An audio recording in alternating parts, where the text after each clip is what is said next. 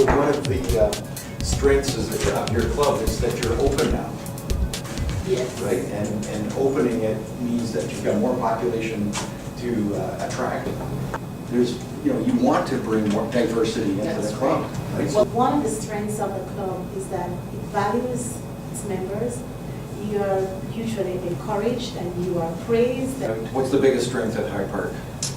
Positivity. You walk into the room and you want to join because everybody, it's like an ocean of positivity.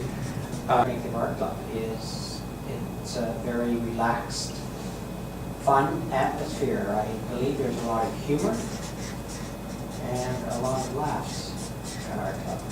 A lot of leadership in our club. I'll put that as a strength. So the attendants are there, people are showing up for their roles. Also, membership, which I am, is encouraging new members when they come out and greeting them. The glue, I guess, that Yeah. holds the Yeah. club together. But now in the world and in every single area of your life, you have to be using technology.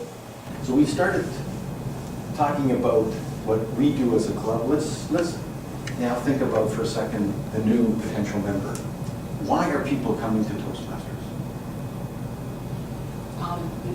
Mostly, I think the majority of the time, someone has drawn them in, and they're curious. Okay. They're pulled, and what's pulling them? Why? What has that person pulled them into? What's the promise? Is that you're going to have a good time and you're going to learn something. You'll get something in it for you. Okay. Learn to what? Learn to. Communicate more effectively. And Right. I'm going to put the with in there. Learn to communicate. Public speaking is speaking in front of a group. Or, So- I won't say a crowd, but you're Yeah. learning to speak in front of a group of others versus Even here. one-to-one. Right. Yes, that's right. So it's having an idea, being able to formulate the idea, and then expressing that idea among a group of people, right? And pushing the idea forward, right? We negotiate, we persuade, we inspire other people with these ideas. And it's developed confidence. So It's develop. confidence is the Right. other big one. Right. And then develop a bunch of things, right? And then confidence is one thing. Confidence. And overcome what? Obviously the big one. Yeah. Overcome fear. you know, Roman, Yeah. I'm used to speaking before a group of people, large group. You're used to it. Yes, because I used to be a lecturer. What I find is that sometimes you become narrow in that you know the body, the knowledge base that you are comfortable with.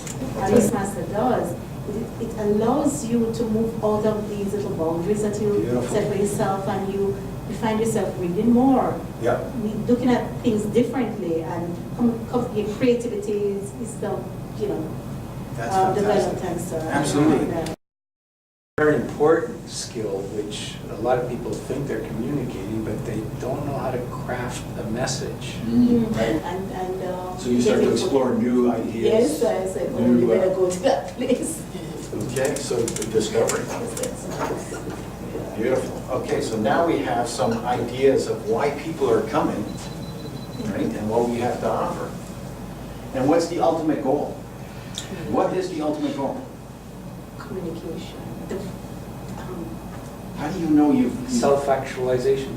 self-actualization. So, okay, you're actualizing? Mhm. What are you actualizing? You hone your communication skills. Your own mission in life. Oh, yeah. You're discovering, a lot of times you're discovering what your own, Who you wanna your be. why, Yes. what runs you. Right, That's that's a true, good one. that's That's what works for you. Yes. And kind of your own personal style Mhm. and how you do Who I am. things. Mhm. You're sort of learning who your identity is. Yes. Right? That's not what you're doing, right? You don't do that, but that comes out of the process. In communication, Doesn't you it? have 3 questions you gotta answer. Who am I? What am I about? How did I get here? Messages that matter. So that's where your personal story My comes in. story Is how I learned that. And when you share your story, that's what empowers you to move people forward with that. Beautiful. Okay, thank you. You want this stuff, right? You've come to the meeting, somebody may have told you some of this. Some of this you can see that, wow, these guys have got some real mojo going here, and I want some of that, right? So this is happening, but they're afraid to own up. They feel like they're one of you. The only thing is that instead of a white name tag, they have a blue name tag, and now they want a white one. How you get a white Stand one? out. You join. Yes. Yeah, follow up. We gave out an award at the end of the year for top Toastmaster, and points were awarded for attendance. That was one of the items for attendance. So spirit, part of it is spirit. It's for spirit, right? Isn't that Yeah. I like the idea of I like that. words. Spirit. Yeah, that's cool. Spirit is Mhm. important. Oh. It's part of the club, like we talked about, being positive and relaxed and fun, contributing to the growth of the club is recognized by the club at the end. And I think the other one, now of course coming up, is if you participate in the contest, then you're going to get points for that. Right. The buying decision is an emotional one.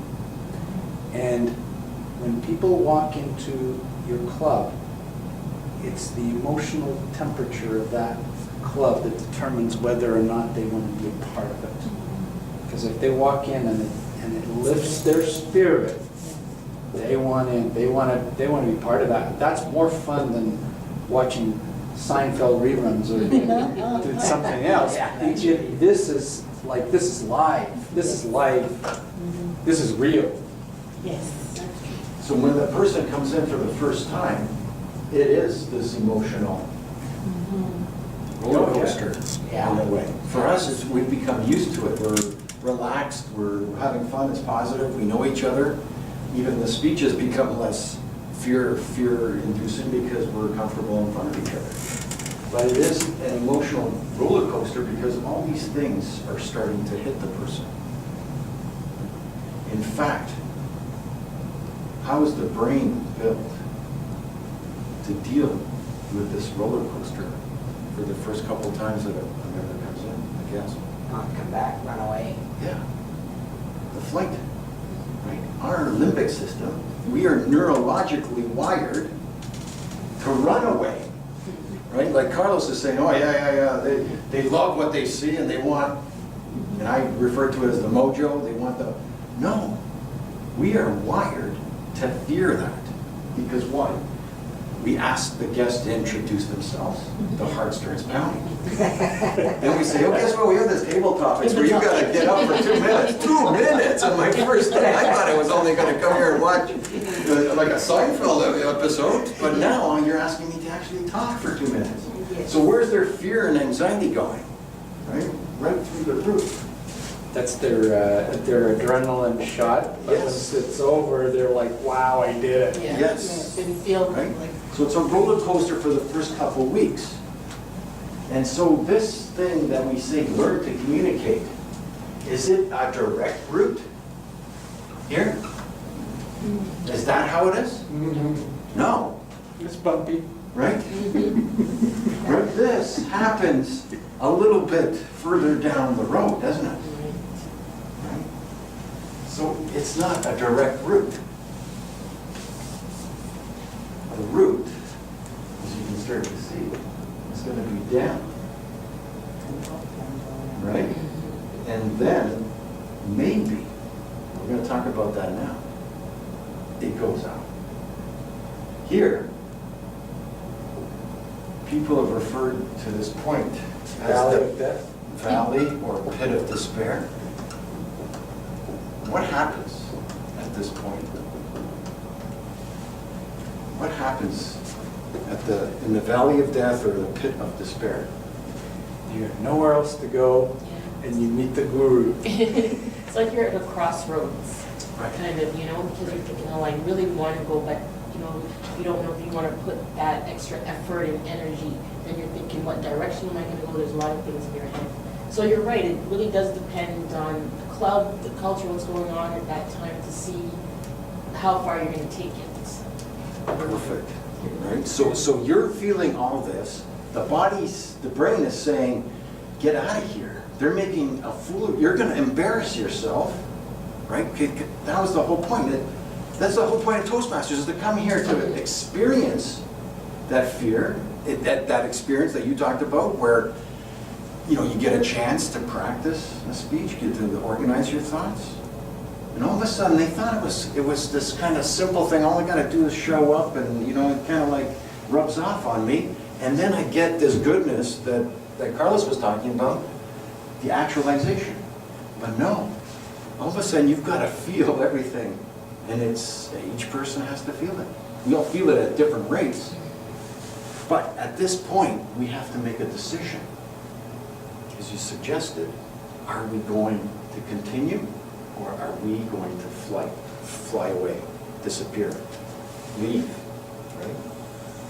right? That pit comes alive, Yeah, right? They're yes, lying it there, does. and they're going, my God, I don't know if I really want to go back there, right? That was, and they made me wear this thing, right? And it was blue, it wasn't white like everybody else. Everybody knew I was the guest, right? And so they're going, do I want to come back and experience all these good things we're talking about, or is it easier to leave? Mm-hmm. And not everybody has the wherewithal to say, whatever basically walls and barriers and speed bumps we put up, Yeah. because we think everybody wants to be like us.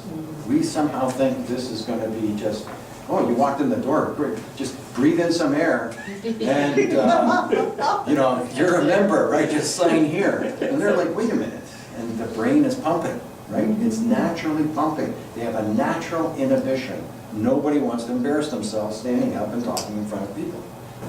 To help them through the pit.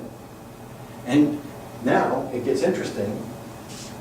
We have to look for what are the resources that we need to provide Yes. at what time in order to satisfy their anxiety, so that they want to start picking up these little skill sets that we have.